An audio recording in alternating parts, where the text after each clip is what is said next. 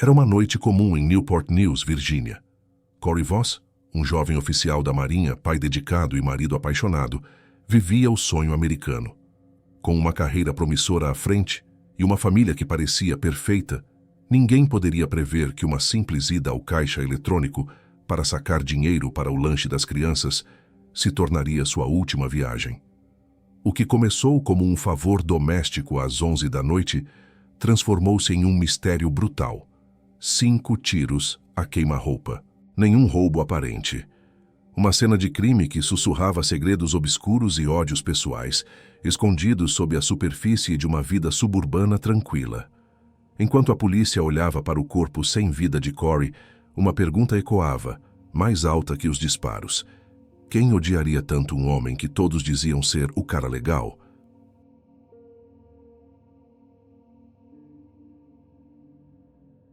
No dia 29 de abril de 2007, a vida parecia estar no auge para Corey Alan Voss, em Newport News, Virgínia. Aos 30 anos de idade, Corey não era apenas um homem comum.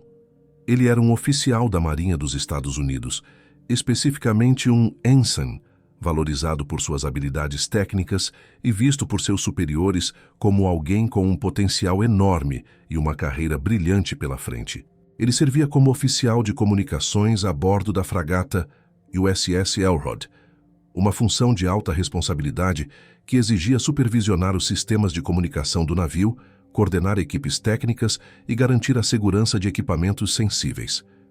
Embora tivesse crescido em um ambiente difícil e enfrentado uma adolescência turbulenta, o alistamento na Marinha permitiu que ele amadurecesse e encontrasse um propósito, transformando-se em um homem de disciplina e confiança.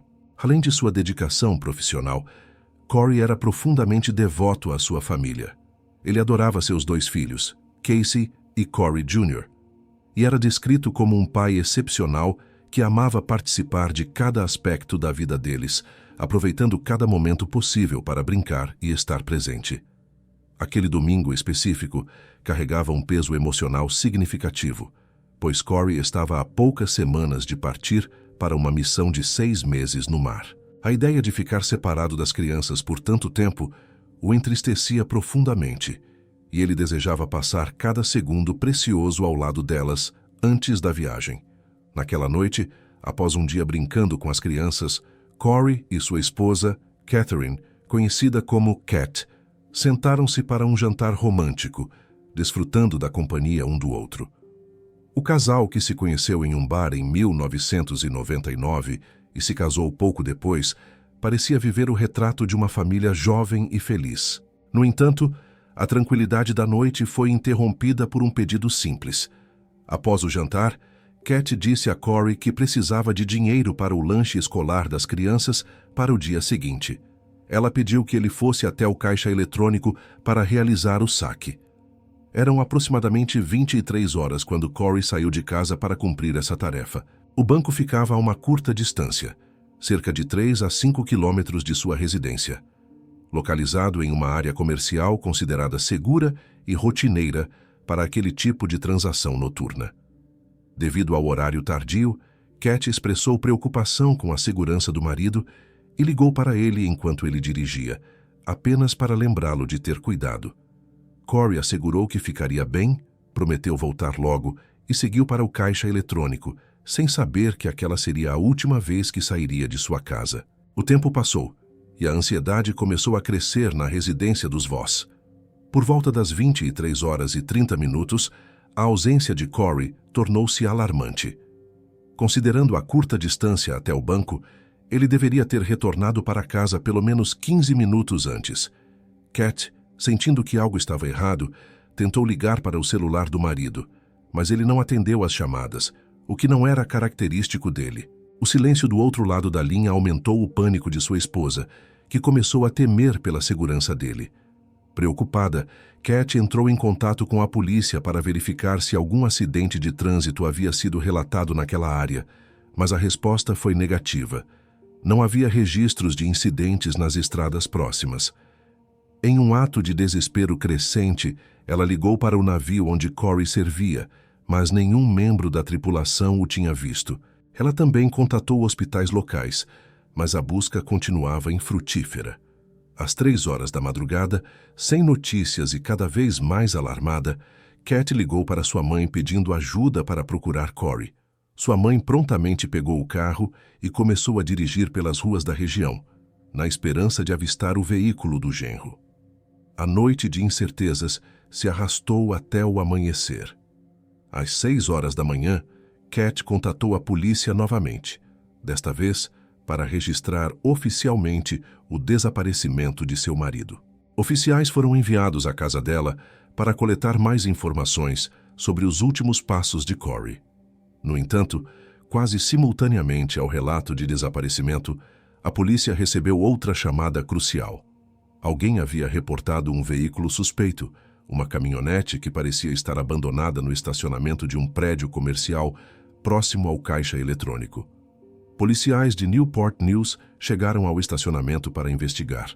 Ao se aproximarem da caminhonete, um oficial olhou para dentro do veículo e deparou-se com uma cena para a qual não estava preparado. Corey Alan Voss estava morto no banco do motorista. A descoberta transformou imediatamente o caso de um desaparecimento em uma investigação de homicídio, enquanto a família ainda aguardava notícias em casa.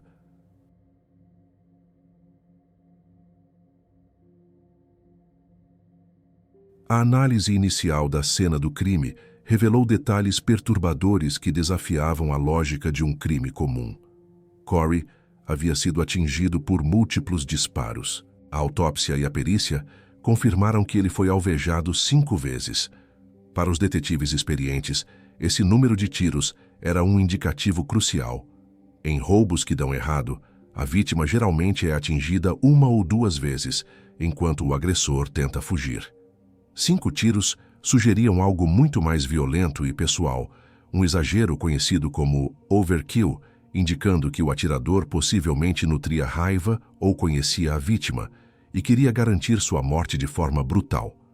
Em busca de respostas, a polícia requisitou as imagens das câmeras de segurança do caixa eletrônico. As gravações capturaram momentos de tensão extrema. O vídeo mostrava Corey tentando sacar dinheiro quando um indivíduo vestido inteiramente de preto entrou no veículo pelo lado do passageiro e apontou uma arma para ele. O rosto do agressor não estava visível, o que frustrou os investigadores. As imagens revelaram uma sequência estranha.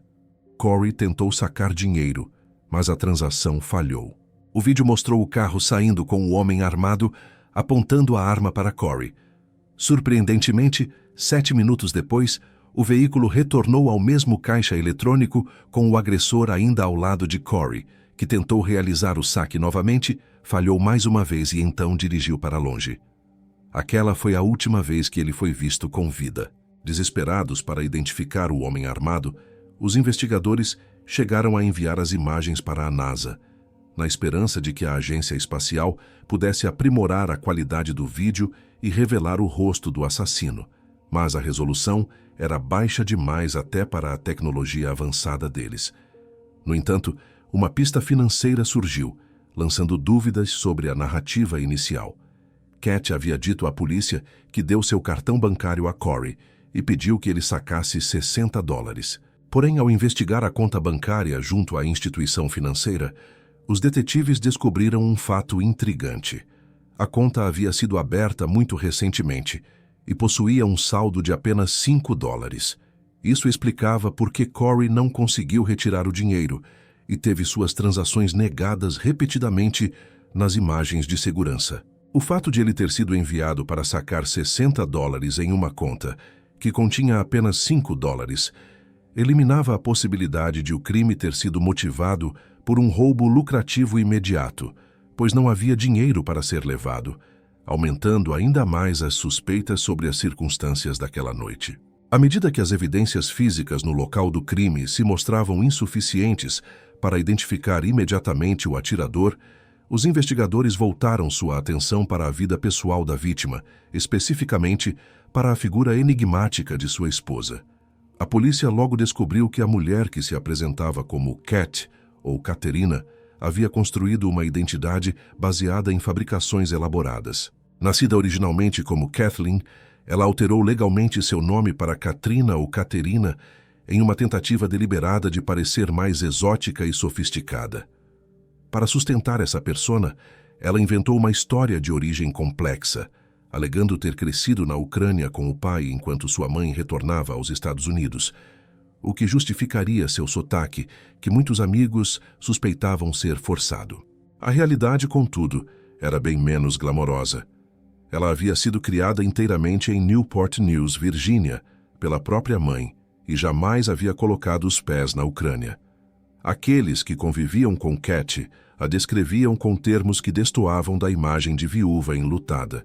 Ela era frequentemente caracterizada como uma drama queen, uma mulher teatral que exagerava situações para ser o centro das atenções e que possuía um senso de merecimento inflado, acreditando ser única e digna de um estilo de vida luxuoso. O materialismo era o traço central de sua personalidade. Para Cat, o dinheiro funcionava quase como uma droga, provocando nela um estado de euforia maníaca. Um episódio do passado ilustrava perfeitamente sua irresponsabilidade financeira. Uma tia havia deixado para ela uma herança no valor de $25.000, que estava em um fundo fiduciário acessível apenas quando ela completasse 21 anos. No dia exato de seu aniversário, ela exigiu o dinheiro de seu pai, ameaçando chamar a polícia se não recebesse a quantia até às 17 horas. Assim que teve acesso aos $25.000, ela iniciou uma maratona de compras desenfreada, gastando cada centavo em apenas 3 ou 6 semanas. Essa compulsão por gastos gerou uma dinâmica conjugal desastrosa. Enquanto Corey passava meses no mar, trabalhando em condições exigentes para prover o sustento da família, Cat drenava as finanças domésticas. Ela frequentava bares constantemente, pagando rodadas de bebidas para estranhos e deixando gorjetas exorbitantes, vivendo como se fosse uma celebridade sem ter a conta bancária de uma. A situação chegou a um ponto tão crítico que Corey, um oficial da Marinha, viu-se forçado a pedir dinheiro emprestado aos seus próprios pais para cobrir as despesas básicas do dia a dia e as dívidas geradas pelos caprichos da esposa, que exigia sempre o melhor carro, a melhor casa e as roupas mais caras. A frieza de Cat tornou-se ainda mais evidente para as autoridades nos dias que se seguiram ao assassinato brutal de seu marido. Como viúva de um militar morto em serviço ativo, ela recebeu rapidamente um benefício de funeral da Marinha, conhecido como Death Gratuity, no valor de $100.000. Em vez de utilizar esse montante para garantir a segurança futura de seus filhos ou para o luto, Cat comportou-se como se tivesse ganhado na loteria. Em um intervalo de tempo chocantemente curto, menos de 6 semanas após a morte de Corey, ela conseguiu gastar a totalidade dos $100.000. Parte significativa desse dinheiro foi dissipada em uma viagem de férias para Outer Banks, na Carolina do Norte, realizada menos de 3 semanas após o funeral. Enquanto a família de Corey ainda estava mergulhada em choque e dor, Cat alugou suítes luxuosas, comprou roupas novas e joias, demonstrando uma total falta de preocupação financeira ou remorso. A polícia, que já monitorava suas ações, percebeu que aquele comportamento perdulário era sustentado pela expectativa de um pagamento ainda maior. Havia uma apólice de seguro de vida em grupo dos militares, o SGLI, no valor de $400.000, da qual Cat era a beneficiária principal. Ela aguardava ansiosamente esse segundo montante, acreditando que seu futuro financeiro estava garantido, sem saber que sua ganância estava ajudando a construir o caso contra ela. O caso sofreu uma reviravolta dramática quando a polícia recebeu uma ligação anônima através da linha de denúncias Crime Line. A voz do outro lado pertencia a uma mulher chamada Ashley Doyle, uma amiga próxima de Cat, que sugeriu enfaticamente que os detetives investigassem a viúva, e um homem chamado Michael Draven. Decidida a colaborar, Ashley foi até a delegacia e revelou detalhes sórdidos sobre a vida secreta de Cat. Ela contou que a viúva frequentemente administrava sedativos, especificamente Benadryl, para seus 2 filhos pequenos à noite, forçando-os a dormir para que ela pudesse sair de casa e festejar sem impedimentos. Nessas noitadas, Cat traía Corey repetidamente, levando homens e mulheres que conhecia em bares para sua casa. Foi nessas incursões noturnas que ela conheceu Michael Draven, cerca de 6 meses antes do assassinato. Michael, cujo nome verdadeiro era Anthony Neff, apresentava-se publicamente como um produtor de cinema e fotógrafo de sucesso, proprietário de uma empresa chamada Red Snow Films, projetando uma imagem de riqueza e criatividade. No entanto, a investigação revelou que essa persona era tão falsa quanto a de Cat. Na realidade, Michael vivia em um trailer com sua mãe e padrasto. Fazia bicos entregando jornais e ganhava dinheiro submetendo-se a estudos clínicos pagos como cobaia humana para testes médicos. A relação entre os dois era intensa e obsessiva. Amigos diziam que eles eram inseparáveis como cola. Michael parecia ter o desejo perturbador de assumir o lugar de Corey na família. Em seu perfil na rede social MySpace, ele postava fotos ao lado de Cat e das crianças, chegando a legendar uma imagem da filha de Corey como "Minha filha Casey", agindo como se fosse o pai deles, enquanto o verdadeiro pai estava no mar. Uma evidência financeira crítica solidificou a suspeita de cumplicidade. Descobriu-se que Michael e Cat haviam aberto uma conta bancária conjunta, e o detalhe mais macabro era que essa conta estava localizada exatamente na mesma agência bancária onde Corey foi executado. Munidos dessas novas informações, os detetives confrontaram Cat novamente. Quando questionada diretamente se ela ou o marido tinham casos extraconjugais, ela mentiu descaradamente, afirmando que eles tinham um casamento maravilhoso e negando qualquer infidelidade. Sabendo que ela estava mentindo, a polícia montou uma operação encoberta. Convenceram Ashley Doyle a usar uma escuta escondida e uma câmera para gravar uma conversa com Cat, na esperança de obter uma confissão. Embora Cat não tenha confessado explicitamente o assassinato durante o encontro gravado, ela revelou informações sobre o seguro de vida e seus planos, dados que foram úteis para os investigadores. Simultaneamente, uma força-tarefa envolvendo a polícia de Newport News e o NCS, Serviço de Investigação Criminal Naval, iniciou um monitoramento exaustivo.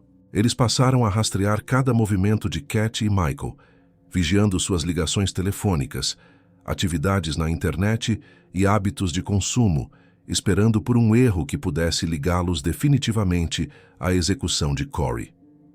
A prova definitiva, o elo que faltava para conectar os amantes ao crime, surgiu de um lugar inesperado: o passado recente de Michael Draven.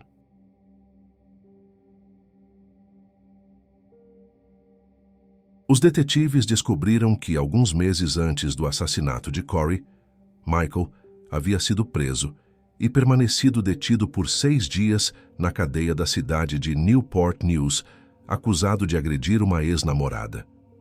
Como é padrão em instituições correcionais, todas as chamadas telefônicas feitas de dentro da prisão eram gravadas.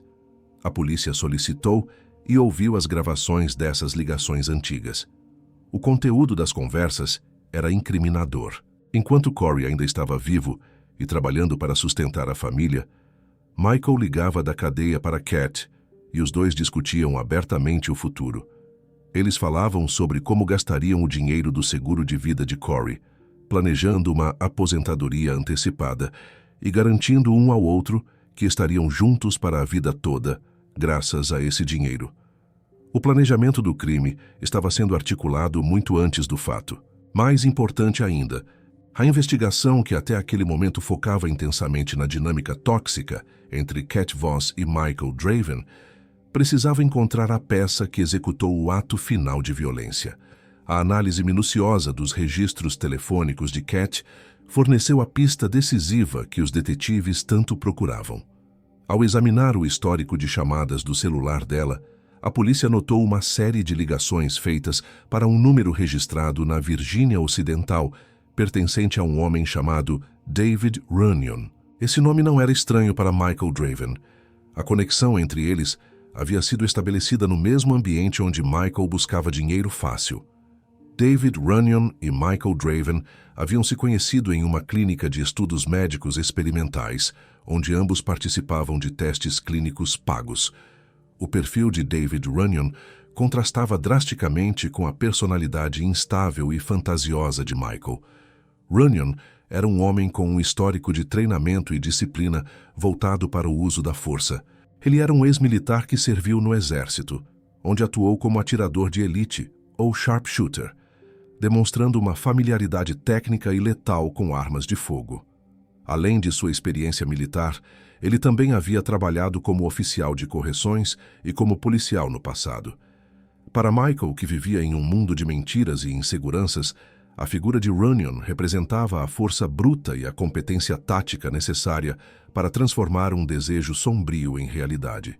Michael ficou fascinado pelas habilidades de Runyon e acreditou que ele seria a pessoa ideal para ajudar no plano que ele e Cat haviam concebido. Com a identificação de Runyon, o cerco começou a se fechar. A estratégia da polícia foi pressionar o elo mais fraco da corrente, Michael Draven. Durante os interrogatórios, os detetives confrontaram Michael com a realidade, desmontando suas mentiras e tocando as gravações das chamadas que ele havia feito da prisão meses antes, onde discutia o futuro com Cat. O impacto psicológico foi imediato. Ao ouvir a própria voz tramando o uso do dinheiro do seguro, enquanto Corey ainda estava vivo, Michael entrou em pânico e sua fachada de produtor de cinema desmoronou. Baseado nas conexões estabelecidas pelas escutas e registros, a polícia obteve um mandado de busca para a residência e o veículo de David Runyon, na Virgínia Ocidental. No dia 11 de dezembro de 2007, as autoridades executaram a operação que revelaria as provas definitivas do crime. O que os investigadores encontraram no carro de Runyon foi descrito como uma verdadeira arma fumegante, evidências físicas que ligavam diretamente o suspeito ao local e ao método do assassinato. Dentro de uma mochila pertencente a Runyon, a polícia encontrou uma lista de compras manuscrita que parecia um kit para assassinato e descarte de corpo. Incluía itens como uma lona, botas, uma faca e um moletom preto com capuz consistente com a descrição da roupa usada pelo atirador vista nas câmeras do caixa eletrônico. No entanto, a prova mais condenatória foi um mapa da cidade de Newport News encontrado junto com os outros itens. O mapa continha marcações precisas, destacando a localização exata do caixa eletrônico onde Corey foi morto. No verso desse mapa, havia anotações manuscritas detalhando a vigilância feita sobre a vítima. As notas descreviam o veículo de Corey com uma especificidade arrepiante, mencionando até mesmo que a caminhonete estava com a calota dianteira esquerda faltando. Esse detalhe minúsculo, mas preciso, provava sem sombra de dúvida que Runyon havia observado Corey e seu veículo antes do crime, confirmando a premeditação e o planejamento frio da emboscada. A descoberta da mochila e do mapa permitiu que a polícia agisse imediatamente. David Runyon foi preso logo após a busca. Diante das evidências esmagadoras, ele manteve uma postura fria e calculista. Não confessou o crime e solicitou imediatamente a presença de um advogado, demonstrando seu conhecimento do sistema legal adquirido em suas profissões anteriores. Com o executor sob custódia, a polícia voltou sua atenção para Michael Draven, planejando sua prisão para o dia seguinte. Porém, a situação com Michael tomou um rumo dramático e perigoso. Através de uma interceptação telefônica no celular dele, os investigadores ouviram Michael em um estado de desespero absoluto. Ele estava vagando pela cidade e, em uma conversa perturbadora, revelou que estava na James River Bridge e planejava cometer suicídio dizendo que ia fazer isso. Percebendo o risco iminente de perder uma testemunha-chave e um coautor do crime, a polícia agiu com urgência. As unidades foram despachadas para a ponte, onde encontraram Michael visivelmente abalado e prestes a pular. Os oficiais intervieram a tempo, retirando-o da borda e salvando sua vida, apenas para prendê-lo imediatamente pelo assassinato de Corey Voss. Já sob custódia e emocionalmente destruído, Michael tornou-se uma ferramenta para capturar a última peça do trio, Cat Voss. A polícia instruiu Michael a fazer uma ligação para Cat, pedindo que ela fosse buscá-lo na delegacia, sem revelar que ele já estava preso. Cat, acreditando que estava apenas indo encontrar o namorado, dirigiu-se ao local. Ao chegar, a armadilha se fechou. Ela foi informada de que estava sob prisão pelo assassinato de seu marido. A notícia a atingiu com força total. Ela ficou em estado de choque, incapaz de acreditar que seu plano, que ela julgava perfeito, havia sido descoberto e que ela não sairia dali livre. Com os 3 suspeitos presos, o pacto de silêncio e lealdade se desfez rapidamente, dando lugar a um jogo de acusações mútuas. Inicialmente, Cat tentou desesperadamente afastar a culpa de si mesma, alegando para as autoridades que a ideia de matar Corey havia sido inteiramente de Michael Draven e que ela havia sido apenas uma espectadora manipulada ou coagida por ele. No entanto, Michael, que já havia confessado seu envolvimento, não aceitou carregar o fardo sozinho. Ele apontou explicitamente Cat como a mandante e a mente por trás de toda a operação, confirmando que foi ela quem pediu para tirar Corey do caminho. A verdade revelada no tribunal expôs um esquema clássico e brutal de assassinato por aluguel, murder for hire. O motivo central era puramente financeiro. Cat orquestrou a morte do marido para colocar as mãos no pagamento do seguro de vida, que totalizava $400 mil, somado aos $100 mil de gratificação por morte, visando financiar uma vida de luxo ao lado de Michael. A execução do plano envolveu Michael contratando David Runyon para ser o gatilho. O acordo financeiro para a vida de um pai de família foi chocantemente baixo. David concordou em cometer o assassinato pela quantia de $20 mil. Contudo, a traição permeava até mesmo entre os conspiradores. Após o crime, Cat e Michael enviaram a Runyon apenas algumas centenas de dólares, nunca pagando o valor total prometido. A crueldade de Cat ficou evidente na mecânica da emboscada. Ela enviou Corey para o caixa eletrônico naquela noite, sabendo perfeitamente que David Runyon estaria lá, à espreita na escuridão, esperando para executá-lo. Ela guiou o marido para a morte enquanto fingia preocupação ao telefone. No desfecho judicial, a justiça foi severa. Diante da montanha de evidências, incluindo as gravações e os itens apreendidos, Cat Voss optou por um acordo judicial, declarando-se culpada para evitar a possibilidade de receber a pena de morte. Ela foi sentenciada a 4 prisões perpétuas, mais 10 anos adicionais em uma penitenciária federal, garantindo que nunca mais veria a liberdade. Michael Draven, como co-conspirador principal, também recebeu a sentença de prisão perpétua, sem possibilidade de liberdade condicional. Para David Runyon, o executor frio que puxou o gatilho por dinheiro que mal recebeu, o destino foi ainda mais rigoroso. Um júri federal o condenou à morte, a punição máxima permitida pela lei federal dos Estados Unidos, enviando-o para o corredor da morte.